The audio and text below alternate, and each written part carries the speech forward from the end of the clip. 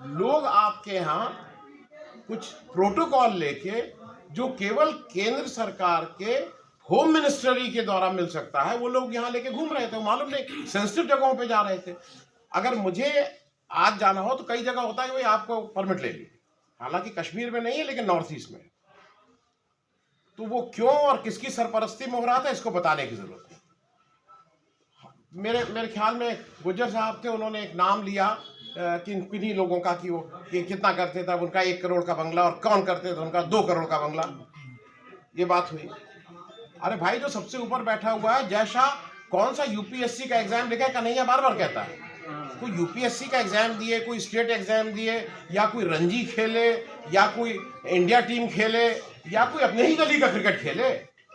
गुजरात में कोई क्रिकेट खेले, वो बीसीसीआई के करता धरता है। तो ये पूछने वाली बात नहीं है। अरे छोटे आदमी को छोड़िए, बड़े आदमी को पूछिए ना कि तुम्हारा कौन सी डिग्री, तुम किस वजह से वहां बैठे हो।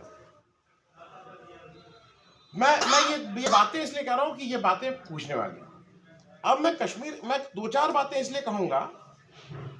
लेह लद्दाख को एक चीज समझ लीजिए, हालांकि दया सिंह जी उसको बार बार कहते रहे, हर फोरम पे कहते रहे, आपसे अलग क्यों किया गया? क्योंकि हमें कहीं तोहफा देना है।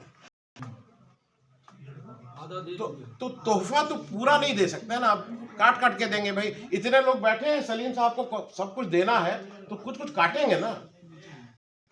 तोहफा देने की तैयारी।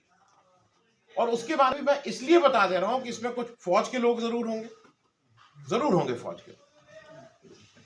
मैं मुझको 2 मिनट में से बता दूं, याद सिर्फ रखने के लिए। जम्मू कश्मीर का हिस्सा अगर लेह लद्दाख होता तो शायद उसकी गूंज आज ज्यादा होती। आपने उसको जम्मू कश्मीर से अलग कर दिया तो उसकी गूंज नहीं हो रही। रेजांगला की लड़ाई हुई थी, मेजर शैतान सिंह, जहां 118 आदमियों ने 1700 चीनियों को मार गिराया था। जब वो जम्मू कश्मीर का हिस्सा था, वो मेजर शैतान सिंह वहां पे शहीद हुए। 18 नवंबर 1962 की लड़ाई।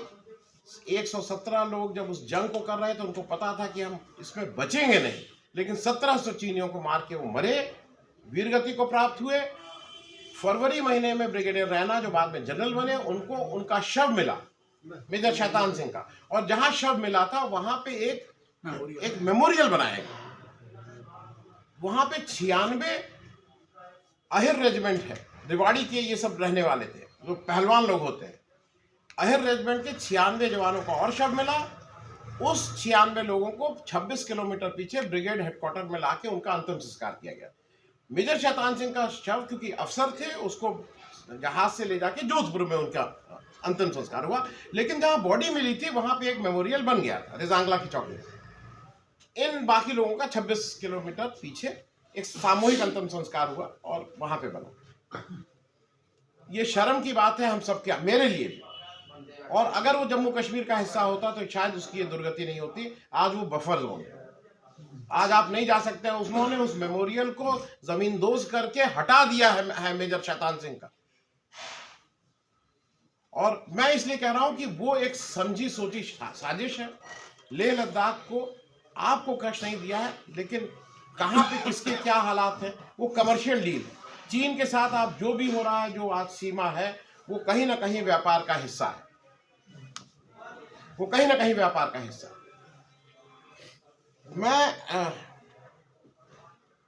मैं इसलिए बात कर रहा हूं कि एक बात तो मैं इसको अंत में कहता, लेकिन मैं एक बात का इस सभा में नहीं, इसके बाद 10 मिनट बात करना चाहूंगा। क्योंकि हमें एक दिक्कत जब वहां, मैं आप लोगों के लिए, अपने लिए, अच्छा मैं यहाँ एक और चीज बता दूं, मैं आपके लिए नहीं आया। मैं ये साफ कर दूं, मैं आपके लिए कतई नहीं आया। मैं स्वार्थी आदमी हूँ, सेल्फिश आदमी हूँ, अपने लिए आया। आग आपके यहाँ लगी हुई है, आँच हमारे यहाँ आई है, मैं अपना घर बचाने आया हूँ। मैं इसलिए नहीं आया हूँ कि आपके यहाँ। वो आग अगर नहीं लगेगी तो हमारा घर 100% एलानिया जलना है। क्योंकि जो आदमी मशाल लेके घूम रहा है ना, महुआ मैत्रा ने ये कहा था, मैंने फिर नहीं कहा कि पागल को माचिस किसने दी थी, इसका मैंने नहीं कहा, ऑन रिकॉर्ड है। पार्लियामेंट में कहा है कि पागल के हाथ में माचिस किसने दी थी, उसका पता लगाओ। तो वो माचिस आपके यहाँ लग चुकी है, वो माचिस लेके उधर भी घूम रहा। मैं सिर्फ इसलिए ये बातें मैं इसलिए कह रहा हूं कि ये हमको और आपको और पूरे मुल्क को ये समझना है कि ये आग कहां तक जा सकती है। ये देश को आज जम्मू कश्मीर की हालत है, हम पंजाब से होकर आ रहे हैं, पंजाब की आप दुर्दशा हो रही है, पंजाब की दुर्दशा हो रही है। मतलब उसमें आपको जैसे यहां के लिए रोना आता है वैसे वहां के लिए रोना है। मैं कश्मीर की एक बात और कह दूं, ये सामने बैठे हुए हैं, आप क्या एक लड़की हैं मीर, वो जो कौन, सना मट्टू, जिनको सना मट्टू को पुलित्जर प्राइज मिलता है, दुनिया का बेहतरीन प्राइज। जो मीडिया से लोग हैं उनके लिए वो नोबेल प्राइज की जैसा है। वो हमारे मुल्क के लिए एक फख्र की बात थी। उसको इस सरकार उसको प्राइज लेने नहीं जाने देती है, 2-2 बार उसको एयरपोर्ट से वापस किया जाता है। सलीम साहब से मेरी बात हुई, हमने कहा उनको आप लखनऊ भेज सकते हो किसी तरह से। कुछ हुआ, उनको लखनऊ है। मतलब मैं लड़की इसलिए बोल रहा हूँ, मेरी लड़की की उम्र से छोटी बच्ची है वो। उसने कहा मैं देखिए वहां के बारे में कुछ नहीं बोलूंगी, क्योंकि अगर यहाँ के बारे में बोलूंगी तो मेरे खाला, मेरे फूफा, मेरे पिता, मेरे पूरे खानदान को यहाँ तंग किया जाए। She refused to make reception speech by taking the award. उसने कहा एक बात को कहा मुझे कुछ नहीं कहा। तो मैंने कहा कि आप मीडिया के बारे में बोल सकती हो कि भाई नई लड़कियों को मीडिया में क्यों आना चाहिए, चले उसको बोल दो। मैं ये बात इसलिए कह रहा हूं कि आपके बहुत से लोग हैं जिस पर हमें